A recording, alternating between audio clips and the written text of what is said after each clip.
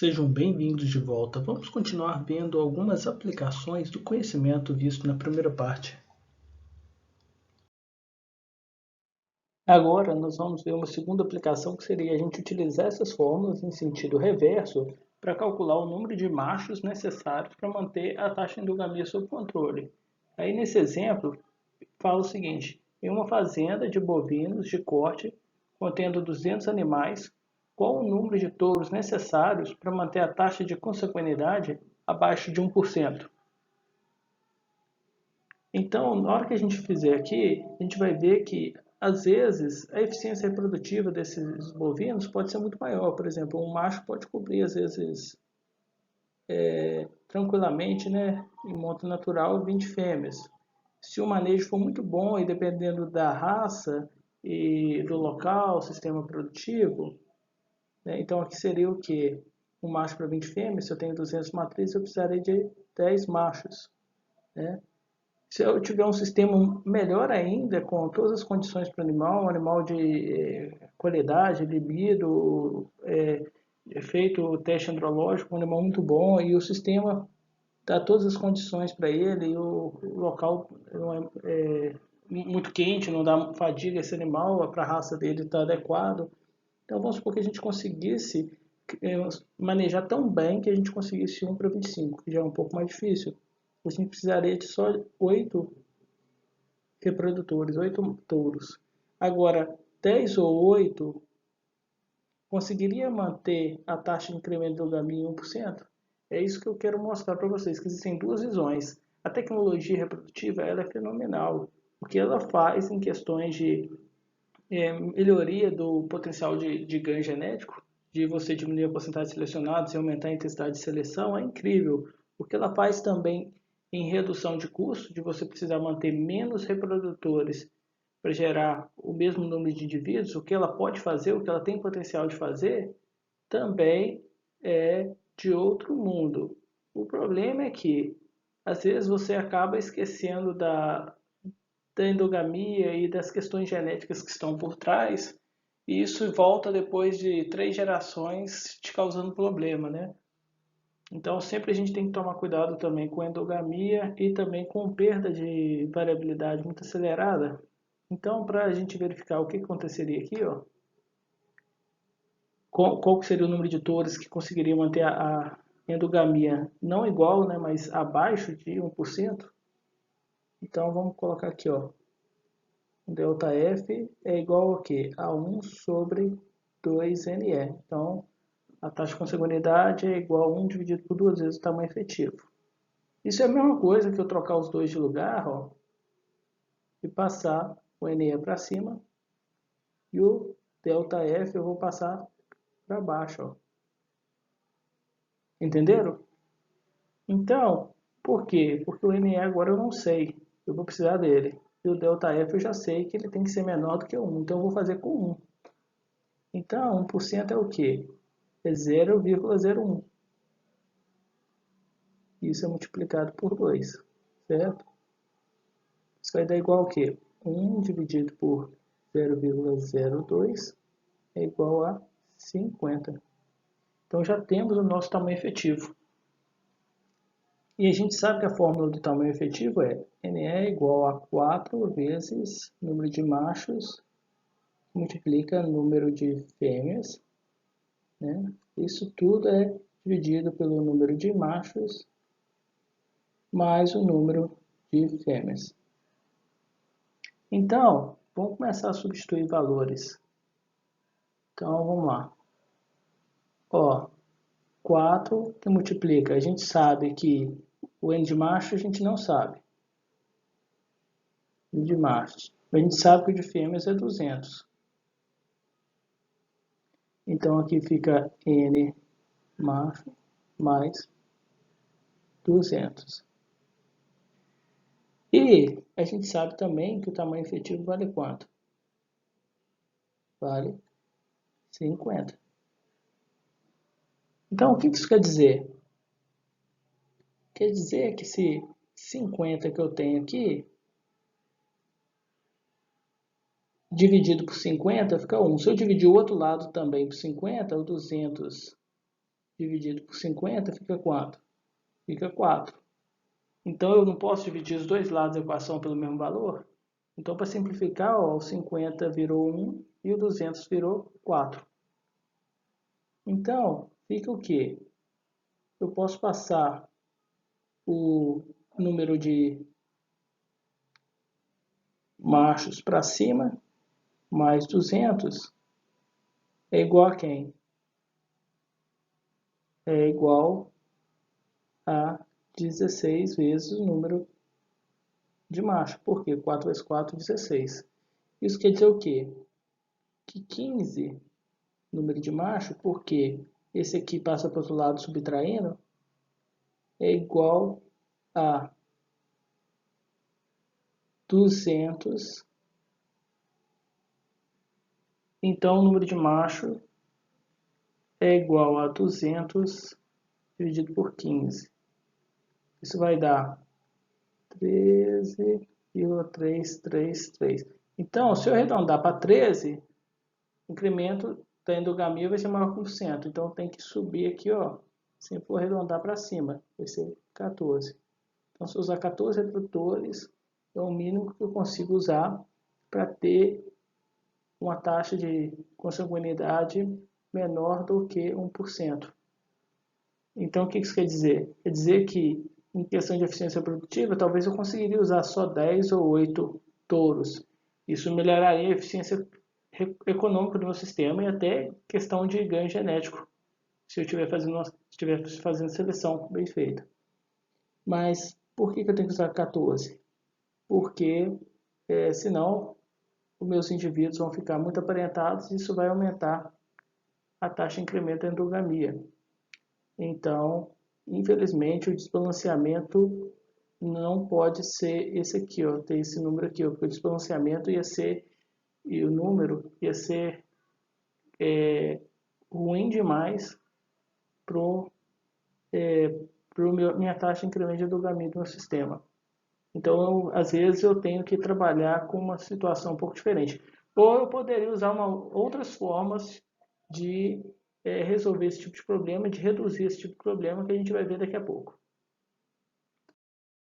A terceira aplicação seria utilizar as fórmulas para escalonar um sistema de produção de tamanho mínimo que permitiria aproveitar ao máximo a eficiência reprodutiva dos machos sem perder controle da taxa de consanguinidade. Então a gente vai fazer um sistema aqui bem exigente e que a gente poderia aproveitar ao máximo a nossa eficiência reprodutiva do macho, que vai ser um macho cobrindo 20 vacas, no nosso exemplo. E vai ser bem rigoroso também na taxa de incremento de endogamia. A taxa de consanguinidade que a gente vai aceitar tem que ser inferior a 0,5%. Então, o exemplo, ó, em uma fazenda de bovinos de corte, os acasalamentos são feitos sob monta natural, sendo mantido um touro para cada 20 vacas. Nesse caso, pergunta-se, qual o número total de touros e vacas que permitiria um incremento de endogamia inferior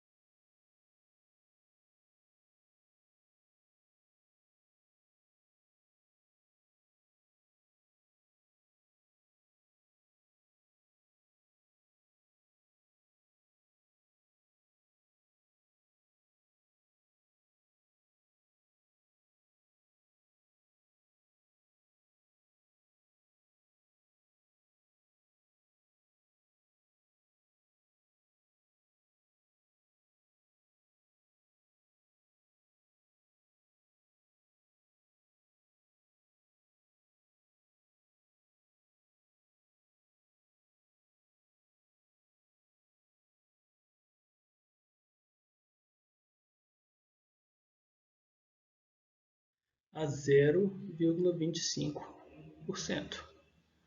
Então, o que isso quer dizer? Que se o nosso ΔF é igual a 1 sobre 2 NE, que é o tamanho efetivo,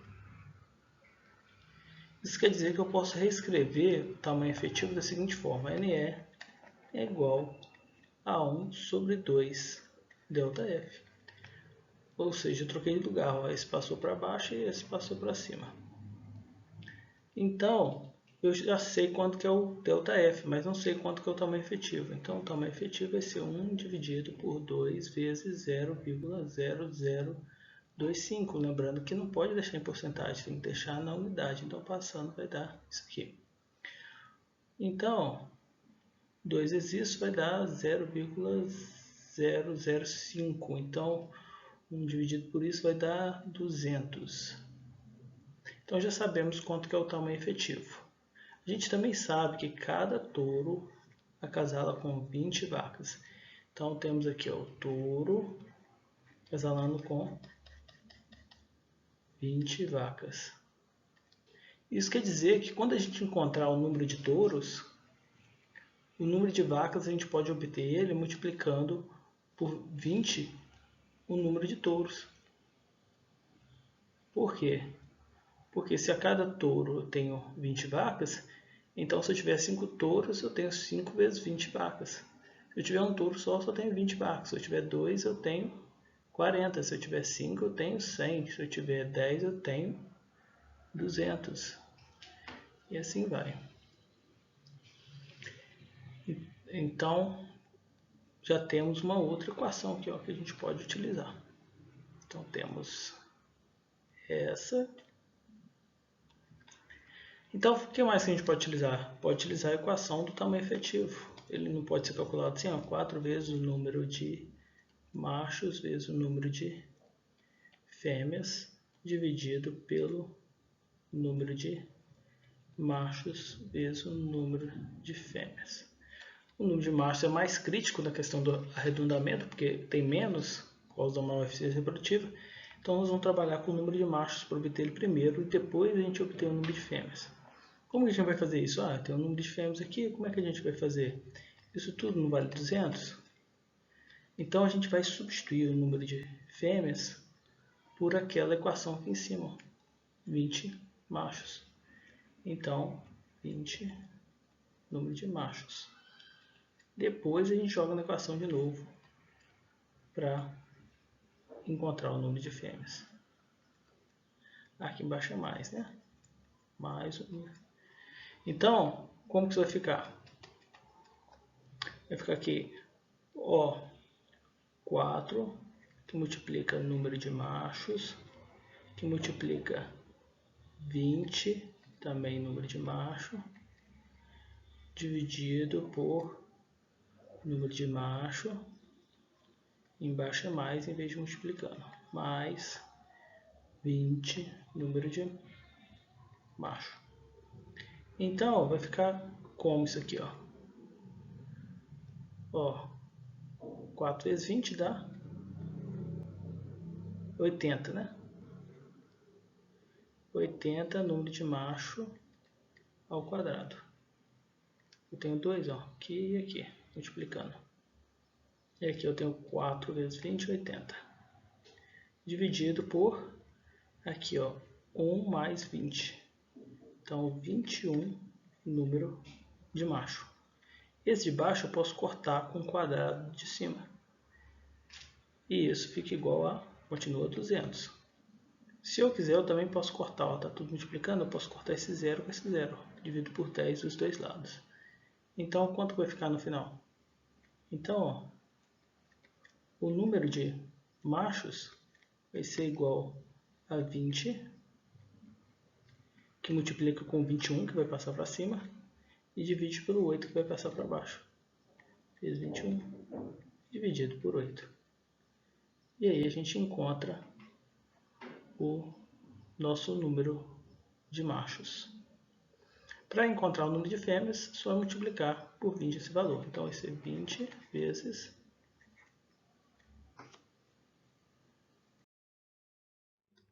Então, deu esse valor aqui, ó, deu 52,5. Isso a gente, mesmo que aqui fosse para arredondar para baixo, a gente sempre vai arredondar para cima os machos, porque senão a gente não vai conseguir fazer um incremento de endogamia igual ou menor esse aqui. Então a gente precisa aumentar. Então para 53 o número de machos e 20 vezes 53 vai dar 1060 fêmeas. Então já achamos o número de fêmeas e o número de machos. Agora nós vamos fazer um pequeno intervalo e voltamos na terceira parte.